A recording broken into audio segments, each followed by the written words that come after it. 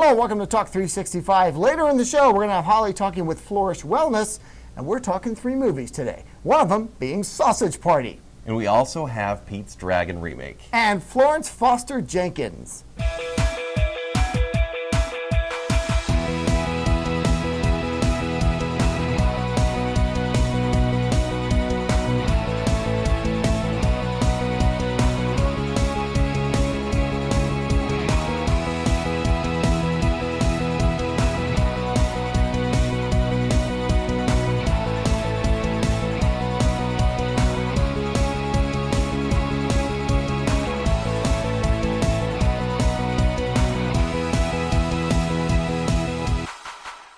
Hello, welcome to Talk 365. I'm Rich Bonaducci, and this is not Holly Love. I'm sorry, everyone. It's just me, Kent. Once again, you can find me at a couple different websites. Go to podbash.com, baconcell.com, or showtimeshowdown.com.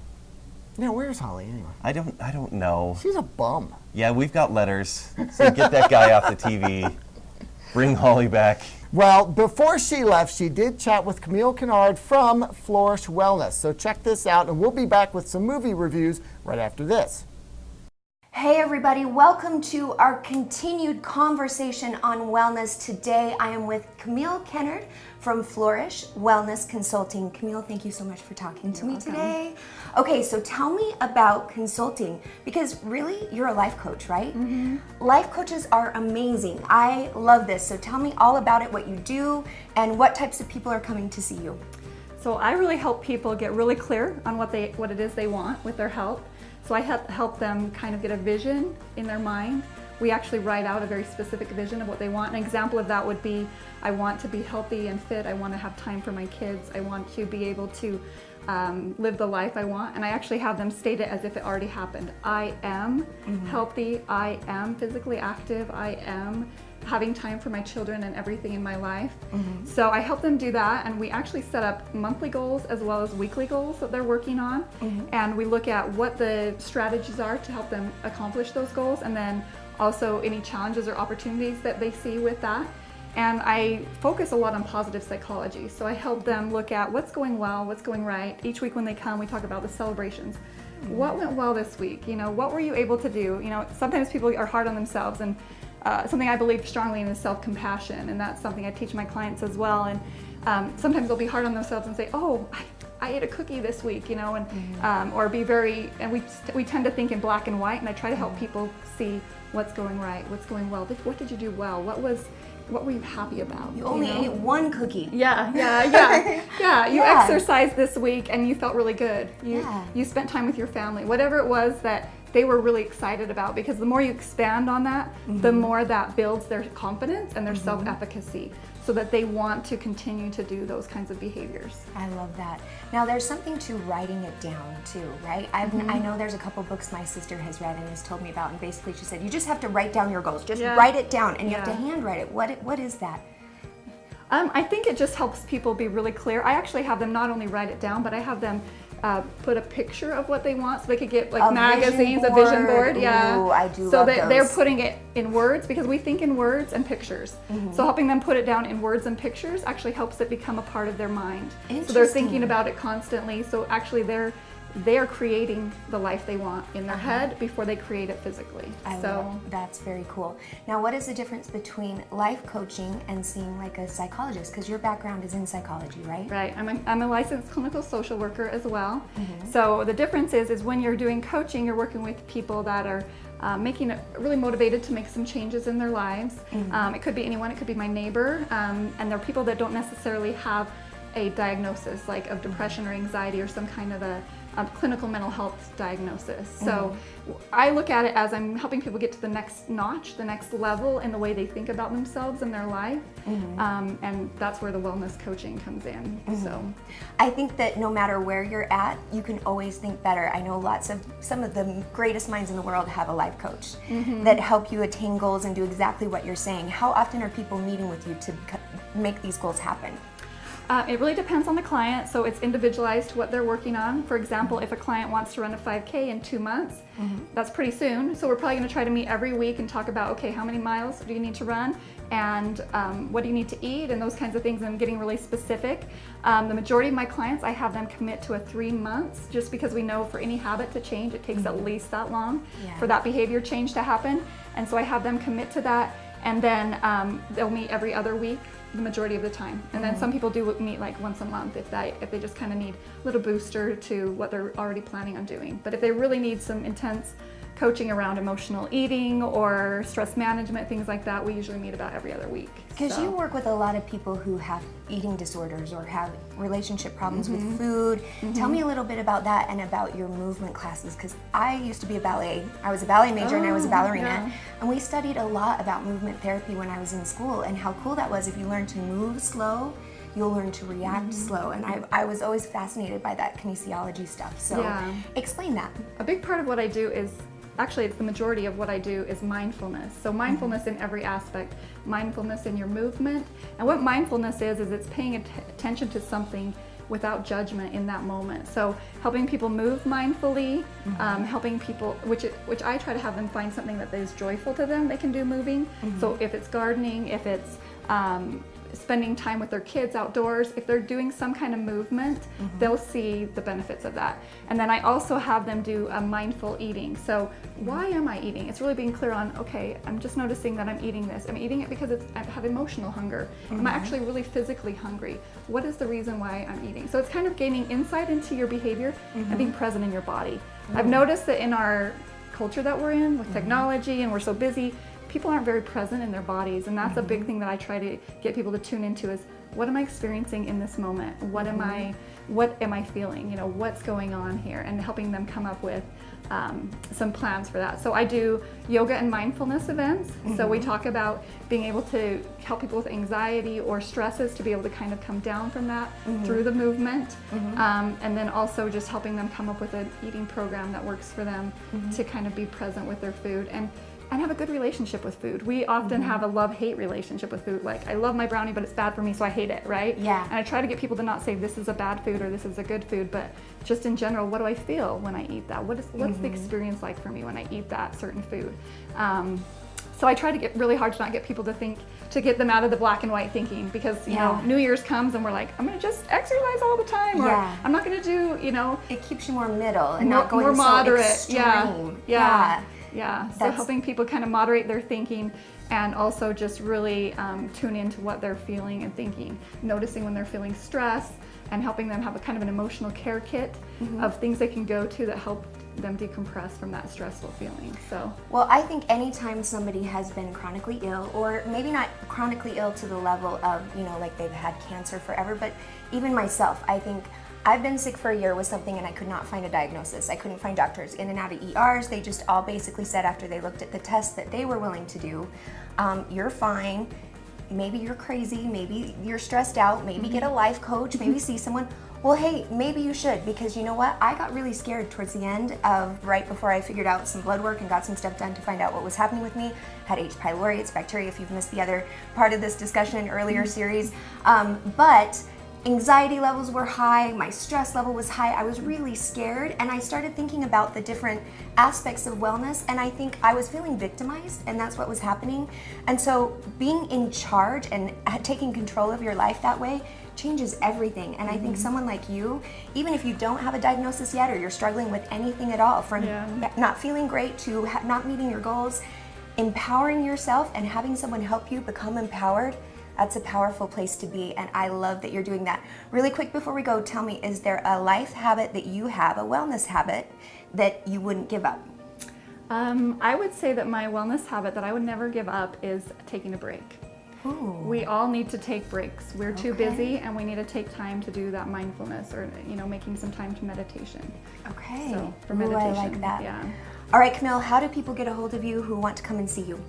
They can just get a hold of me on my website. It's flourishwellnessconsulting.com, and they can find out about my different programs there, the joyful movement, mindful eating, and just using mindfulness to deal with stress. So, yeah. Everyone, don't go anywhere. You can take a break right now, but not for long, because Rich and I will be right back right after this. Camille, thank you so much. Thank you. It's been fun. The diabetes drugs Invokana, Invokamet, Farxiga, Zigduo, Jardiance, and Glyzombi have been linked to a serious condition known as diabetic ketoacidosis. Call the Rely On group today for a free consultation. There is absolutely no risk on your part. Don't be a victim. Get the help you deserve. If you or a loved one were diagnosed with diabetic ketoacidosis after taking Invokana or any other similar diabetic drugs, call 800-221-7127. University Credit Union. Local to Utah, loyal to you. Welcome back to the show. The part of the show where we're going to be chatting some movies. First up, well, before we get to the movies this weekend, let's talk about the one we chatted about, which was Suicide Squad, which we didn't like all that much. Yeah, we were mixed. But decidedly mixed. It made $135 million opening weekend. It set some records, in August. So are we dumb? We wrong? We're not dumb. It's a movie that people are going to see. I do think we're going to see a drop-off this next weekend. A la Star Trek.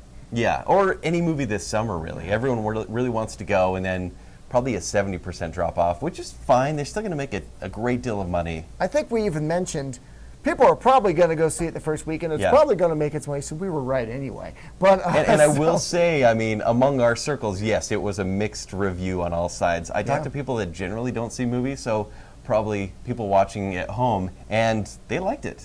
They were just fine with it. Yeah, they thought it was a fun little action thing. Yeah. Like summer blockbuster, what do you want from it? Yeah. And meanwhile, we have our suspenders on and our little notepads. Like we went to film school. Oh, well. Okay. Yeah, right. Now let's get to what is coming out this weekend. Bunch of different things. I think something for everyone, almost, really. Yeah, I really You got think so. Sausage Party, R-rated animated film. We'll talk about it a little bit. Florence Foster Jenkins, something for the family there. But I would say maybe the adults of the family. I agree. But for the kids, Pete's Dragon. Pete's Dragon. 2016. Yes. So the Pete's Dragon remake, probably not reboot. Can we just call it a remake since it will maybe just be one remake. movie? Yeah. Okay. So Pete's Dragon remake. When was the last one made? In the 70s, I believe? 1977, I think. Okay. So hopefully you guys have seen it recently. Probably not. But still, it's this endearing old movie that's also sort of just weird. The music's weird, but it's fun. It just stays in this nostalgia lane that is comfortable. And for some reason, Disney, who is just on this train of success lately, is gone for another live-action remake. So this one, we have a little boy, we have Pete, living in the woods in an indiscriminate time period. No one has a cell phone. Right. It seemed like maybe late 80s. Lumberjacks in were some a way. thing. I don't know. Yes, but this one, once again, he has his friend Elliot, the dragon, who's been helping him survive, and then he meets people, and there's a conflict there. So, yeah, Pete's Dragon. If you check out Pete's Dragon 1977, be sure to listen to the lyrics to the very first song, and you'll be going, wait a minute, this was a Disney film? You're going to have to refresh my memory here. Pete is actually an abused child, basically, in the first movie, and he's on the run from his family, his adoptive family, and they abuse him. They use him as like a farmhand, and they're really mean to him, and they're singing about how they're gonna kill him and chop him into little pieces, and all this stuff. I'm not even exaggerating. I was listening going, wait, what? Wait, what? It's a different time. It's a different time. Sure. It's the 70s. It was crazy. Everyone was chopping people Wild. up. But, now this movie, again, reboot, but it does have Pete, as you mentioned. Yep. It does have a dragon. His name Elliot. He's sort of animated. He's not quite a cartoon. He's not quite a cartoon. He's just a big furry CG beast. And they really did try to make him look like him as far as the color. And his the ears of a cow and this of that, and they describe it. Yeah. Pete is still an orphan, so they did keep some of the guts of the film. Right. But they lost everything else. Helen Reddy, the lighthouse, the abusive family, which I think might have been a missed opportunity to sort of highlight the plight of abused kids, but instead they just go for this, as we talked about, There was no drunk. a Jungle Book thing. No drunk Mickey Rooney. No drunk, no town drunk. No, nothing like that. Yeah, this one was completely different, which maybe is clever. Maybe they're saying, that is a dated story, and let's just make it new. Let's show you a clip.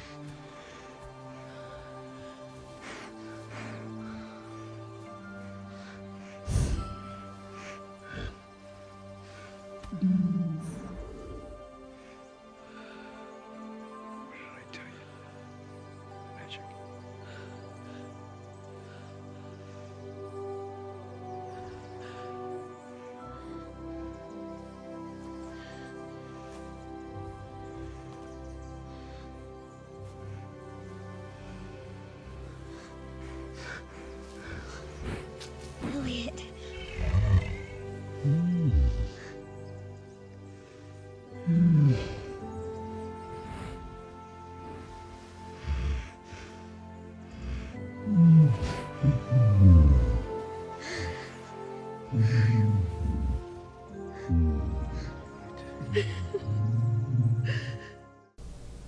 Here's what I thought was interesting about it. Not a lot of jokes. No. Like one or two jokes, and I can actually name them. That's how Yes. few there were. And I thought a lot of missed opportunities for humor, and especially being a kid's film, it actually was more of a moving story, I thought, about family than anything else. It's going to sound weird when I say this, but it feels like the gritty reboot of Pete's Dragon we didn't necessarily need. Okay? And I'm not saying it's gritty, but it is dark, especially if you see it in 3D. Please don't see this in 3D. Yeah, actually, the theater that we saw it in, I'm like, are the lights even on? Yeah. I don't know if it was the 3D or not, but I don't even know if it was all that worth it. No, For the I don't for think the so at all. I 3D took the effect. glasses off a few times. It didn't Okay. didn't make a difference, except for it was brighter without the glasses. Hey, there we go. But yeah, the whole movie just kind of felt muted. There were just a lot of people whispering, a lot of people staring, just talking about how great it is to belong. And that's it. There wasn't the fun between Elliot and Pete. There wasn't the zaniness of the side characters or the magician trying to get every little piece. Right. Yeah, all that is gone. That's true. Yes. The traveling magician, healer and medicine man. But they did try to go for showing, Elliot and Pete bonding over like flying and basically helping each other survive. And they give a little bit of hint. This is the modern progressive Disney here. It's all about family, and family can take on any form. Yes. That kind of thing. Yes. And about, what the hell was I going to say? I'll cut to this. What was I going to say? Oh, yeah, I'm sorry. And just a dash of environmentalism. Yeah. Yeah. They do that now and again in Disney. It's fine. It wasn't in your face at No, all. it wasn't at all. In fact, Elliot is probably the one that takes down the most trees. So I That's kind of true. find that interesting. That's true, yeah. Yeah. I didn't feel the sense of belonging between the two. Yeah, Okay. they were flying around at the beginning, and that was interesting. Not quite fun, but it was there to set everything up. But then, 20 minutes in, I'm thinking, this is an hour-and-a-half movie. We need to speed this up. Like, there's so much more to do. And apparently, I didn't feel like they got anywhere. Pete finds Elliot, rather, when he's about 5, and then we pick up with them about 5-6 years later, and we sort of miss out on all their bonding and stuff. We see them at the end, which I thought was a bit of a shame. It was. And so we see about a day and a half of action. Could have had a montage. Right. Where's the montage? Where's the montage? Oh, well. And that's the thing. They actually, there's virtually no Easter eggs from the original movie. I can think of one. Can you? Yes. Okay. The family that ends up finding Pete has a little girl about his age, and he stays in their house one night, so she's introducing him to all these things that he may have known when he was 5 but has forgotten, one of them being music. And she drops a needle on a record. I'm pretty sure that's Helen Reddy. It is Helen Reddy. Okay, There you you're go. right. You're absolutely right. So there's that. But no remix of Candle on the Water or anything like that. No. Instead, they used, country songs, even folksy songs to establish the tone. Not even a lighthouse like in the distance No. or something. I thought, why not? It actually, much of it felt very locally based in terms of filmmaking. There was no grand cinematography. There was no lighthouse helicopter shot, which is quite memorable from the first one. That's true. Just muted, a little bit dull for an hour and a half. 89 minutes. Yeah. So, gee, what'd you think? Muted dull? I know, right? Have I stated my case enough? I do think kids will kind of enjoy because there is a heart here, but they're not going to watch it twice. I think this is a one-time watch even for kids. As far as grade goes, it's average. It's a C. I actually liked it. Okay, that's good. That's good. But I do recognize it is very different Pete's Dragon. I kind of looked at it like a cover song. Like someone went, I'm gonna do this differently. Have Okay. you ever heard Mighty Mighty Boss Tones redo Kiss's Detroit Rock City? No. Or Yes redo Simon & Garfunkel's America? it ends up being like 8 minutes long. You don't even recognize it for the first 3. It's crazy. But still great. But it's so interesting and Okay. it's so different. And that's kind of the way I looked at this. The guts of it are there, but they did a lot on the top. And I actually thought it was kind of moving. Did you? Yeah. I I didn't was feel like, it. well, this is touching here. Everyone, I don't want to spoil it, but everyone gets a family. And, they just kind of wrap it up. And I don't know if there's enough of the dragon there, really, for kids to be like, Nope. oh, wow, I want to see this Yep. again. There might have been almost too much story, lots of slow parts where they're developing things and talking about relationships between the adult actors. And that's I'm the thing. going, This should have been Pete's story, and it wasn't. It drops off from Pete's story to everyone else's story halfway through the movie. And then we see Carl Urban as a villain. I'm sorry, it didn't quite work for me because Wes Bentley was there as the good guy, but he was basically cardboard. I mean, there's nothing for him to do. Yeah, there's not a whole lot for him to do. And Robert Redford was there to tell a story and make it feel magical, but I didn't quite feel it. Although I thought Robert Redford, wow, that guy can still carry lines. Like, Yeah. he had some tough stuff. He had a tough row to hoe, and he just delivered them like an old pro. I really thought he Robert did. Redford. It's Yeah. Robert Redford. And there's this big kind of confrontation at the end where you finally get to see what Elliot can do, and it lasts like 5 minutes and it's gone. I'm like, Yeah. I think kids want to see kind of more of what Oh, the dragon absolutely. can do, and they didn't really give it to you. Yeah.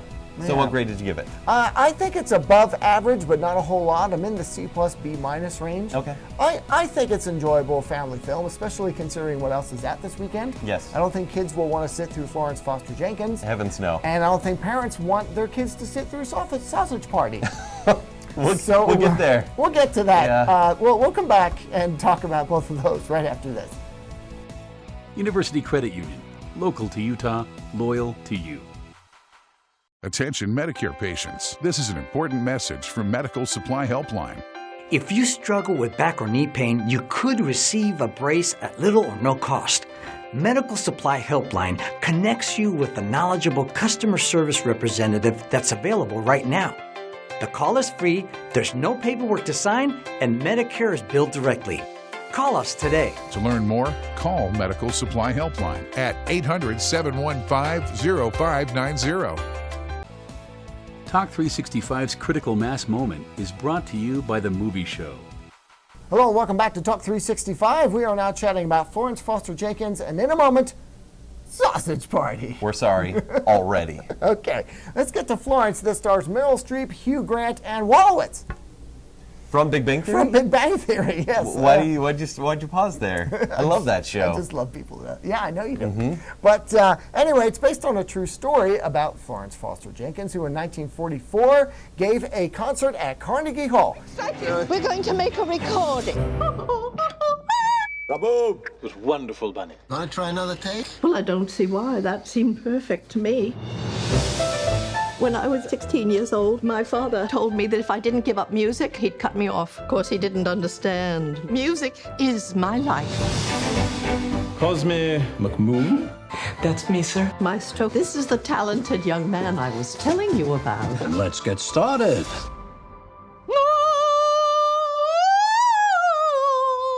She's remarkable, isn't she? She can be a little flat. Flat? It defies medical science. Maestro, do you think I'm ready for a concert? Expand your diaphragm, Florence. I think Madame Florence might need more lessons. Please. My wife is ill. Singing is her dream, and I'm going to give it to her. We have to help her because without loyalty, there's nothing. You may have noticed from the clip, she can't sing. So what is she doing at Carnegie Hall? Basically, her husband, her loving, devoted husband, she has been sick with a disease for basically her whole life. Okay. And she's a very rich woman, and he basically, well, he caters to her and backs her up every step of the way. Very devoted, and he has helped arrange that she has a life of music because the only thing she really enjoys. Really? Even though she's not very good at it. So I didn't see this one.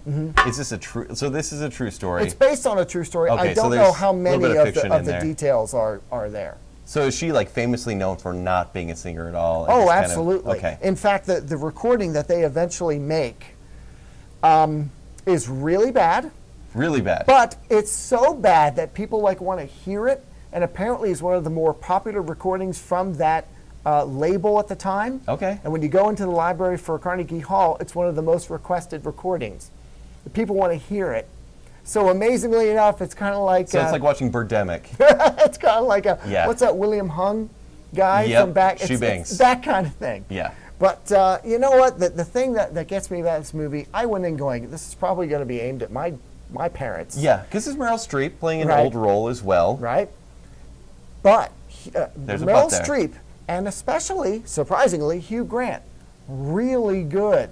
Okay. Like really strong performances. Meryl Streep being good, yeah. Yeah, but for most of the movie, she's playing a sickly woman who doesn't have a lot to do, and then when she does, it's to sing badly. Okay. Amusingly badly for a lot of the film. Okay. Which for some people might be a little bit too much to take, but she's very good, and Hugh Grant just pulls out this really great performance. I mean, I thought... Fantastic. It's been a while. Yeah. Yeah. He usually just...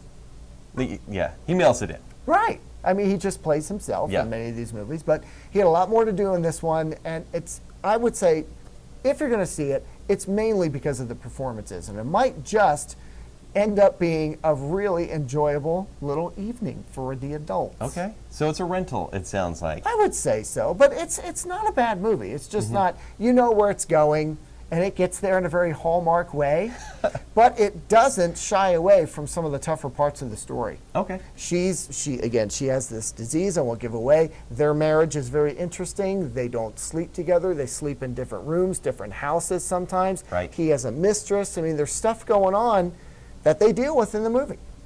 So it sounds like something I'll fall asleep to while watching Netflix sometime in the future. I don't know. No, I actually thought it will was watch good. it. I actually thought it was an above average movie, but the performances are the thing that really bring it home. I give it a B-. Okay. So there you go. Nice. Now, Okay.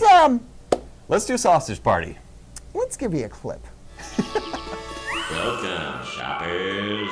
Ketchup, mustard, oh, sausages and buns. I can't be everything you want me to be. I can't be. Demonstrate, boys! Hey, look at this! We've got one! Yes, we're chosen. Pick us! Yes!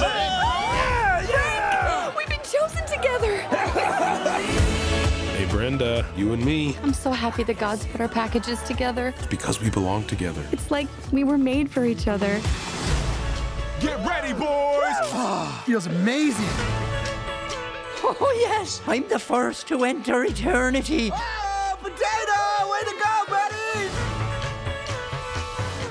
The pipes are coming. Oh, me eyes! Oh, me skin! Just peeling me skin!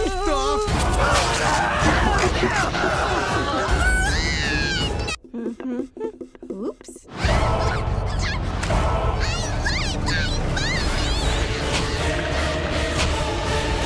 They're eating children! They're just children! Toy Story with food. Yeah. And lots of bad Secret Life language. of Pets with food. Secret Life of Syphilis. The thing is, in Sausage Party, if you've seen the trailers, if you just watched that clip, you know what to expect now. This is a Pixar movie covered in vulgarity. Yes. I mean, it all takes place in a grocery store. The trailers might have been Pretty a little much. misleading, but Yeah. it is walking down the aisles of a grocery store and meeting all these different races and creeds and brands of food. all ethnicities. different kind of racist stereotypes. But every racist stereotype. Yeah, it is racist, but no one It pulls a left South Park out. approach. Oh, absolutely. Where it's like we're not bigots. We're on no because, one's side. Right, We we're hate on no everybody, one's side. And yeah. And that's the least of it. Yes. I mean, this movie is smothered in F words. Yeah. And everything else. Yeah. I'm all for this kind of humor, frankly. Okay. South Park is one of the funniest movies I've ever seen. Right. Team America, World Police is right up there. For sure. But here's the deal with this movie for Okay. me. Even though I did laugh a lot in it, I thought it was funny. No. How could you not laugh? Yeah. I mean, It is incredibly racist. It's sexist, homophobic, vulgar, juvenile. Juvenile is the key. Yeah. Yeah. And then in the last act, it takes all that and turns it up to 11. Yeah. And goes somewhere that he shocked even me. In fact, I was kind of bored. I'm like, this is just kind of a movie that 14-year-olds came up with on a sleepover. No, when Seth Rogen comes up with When High. We're sitting around with... They walk through a grocery store and Franco. Here's some food. What do you think? What do you think? Here's a pun. But then it goes nuts. Yeah. And it may test a lot of people. In fact, you probably won't even make it to that part if it does test you. Yeah. This is juvenile. Juvenile is welcome at times. But man, does this lay it on thick so much that it beats you over the head. Kind of headache-inducing. A little bit near the end. Yeah. It's short, which is good. Yeah. 89 minutes, something Okay. like that. Sure. But here's what I was thinking too. It's a funny idea. Food is sitting there going, oh yeah, I want to be chosen, yay! And then when they're chosen, they find out that they get eaten. They're going to be devoured by the ones they worship. So there's this whole sort of a parable there, I used the pun, on religion.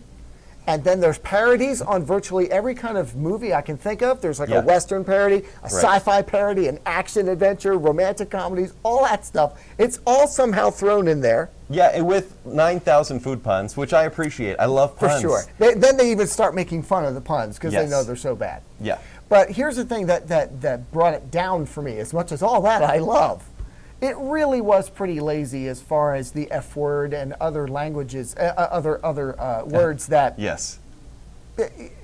An F-bomb in and of itself is not a joke. It's Yeah. not a punchline. But it's all over the place, and I didn't think it needed to be. In a movie like this, I'm complaining about the language, but I just thought it was too much. I think they were trying to make sure that no kids would come to this movie. And Because no kids should. If they were trying to be a little bit more clever, and by the way, there's, it's going to be hard to find the cleverness. It's there. I think there's some cleverness, but it's it'll really be hard heavy-handed. because you have to dig through the muck. It's real heavy. And so they were trying to make sure that no kids would come, so they smothered it in F words.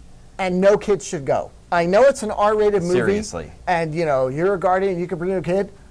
Don't. I mean, okay, the animation is like, sorry, this could be a weird relation, but VeggieTale's bad. And VeggieTales is the complete opposite end of the spectrum.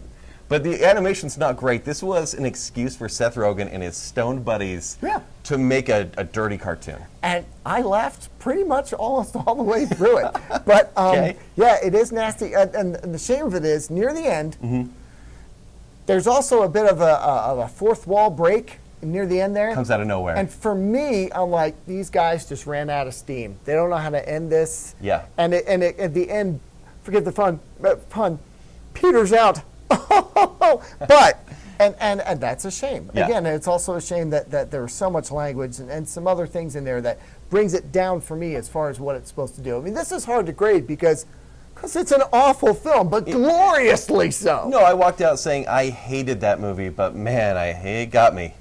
For a comedy, Yes. it's trying to make you laugh. This is some funny.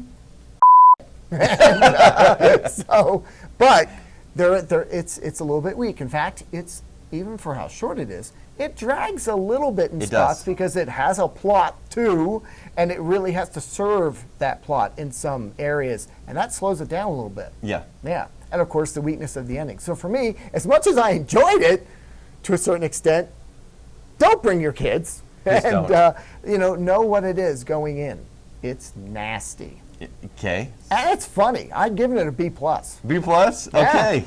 That's higher than I thought I think you it's would. funny, but it has its weaknesses that, for me, bring it down a bit. I mean, I laughed. I'm right there with you. I do think it's funny, but it's like laughing at a fart joke in a movie. Like, it's still funny. Which is funny stuff. It's funny, but then you're like, oh, my soul died a little bit just there, or some brain cells died. How do I feel about laughing at that? So I kind of, look, the shock value is funny, but to a point. It cannot last 89 minutes, and it tries. It's right in your face.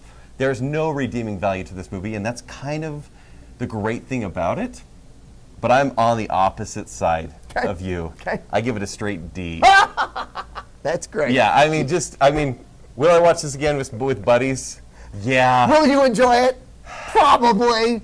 I don't know, but it's... Caitlin Booth was there. Okay. It's sitting in front of me. Okay. I'm like, you're going to enjoy this. She's like, oh, we'll see. And every time there was something really nasty, so basically every other minute, I leaned to look at her, and she's like, she was laughing. No, all the way through it. Basically I did this. It's one of those ones that, oh my gosh, it's kind of a gut punch of a comedy. But, if you just go in there and leave your morals and other stuff at home, and you will probably have a good time. Yeah. Is it Ben-Hur? No. But they're remaking that anyway. Is it probably better than the new Ben-Hur? Probably. Probably. Yeah, but so D, B+. Yeah, I think Okay. it's funny. I'm gonna own it. I'm looking forward to the director's cut. The director's I want to cut. see what they didn't put in. What could they have possibly left out? It's more F words. This is the Wolf of Wall Street of animated movies. And I loved Wolf of Wall Street. So get ready for that. There you go. All right. Well, there you go. B+ for me. D from Kent for Sausage Party. And But we'll at be least, back. at least they know what it is. Yeah. Yes. It's. And we'll be back with the joke Great. right after this.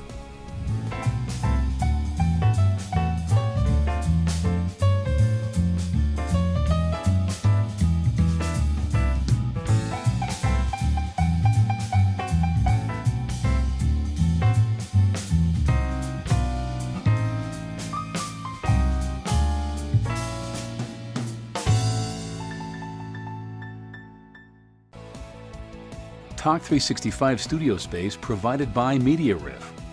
All right, welcome back, everyone, to Talk 365. Rich was just inspired. We don't even have the terrible book here. I forgot the book. So you have a joke for us. I know I have a joke. I have a bad joke involving food. Oh, perfect. In honor of Sausage Party. In honor, because we need to honor that movie. Yes. Yeah. So this is back in the day when milkmen actually delivered to the door. Okay. Still. So this guy's delivering his milk in the door, and he looks up, and the lady of the house opens the door. She's totally naked. He's like, "Oh, I'm sorry, I didn't know you're home." She says, "No, I'm glad you're here. I need 48 gallons of milk." He's like, "What for?" She goes, "I bathe in it. I fill my tub with it. It's great for your skin." He's like, "Oh, any certain kind of milk, like skim milk?" She's like, "No, just whole milk. Chocolate or anything? It doesn't matter, any kind. Pasteurized?" And she says, "No, up to here is fine."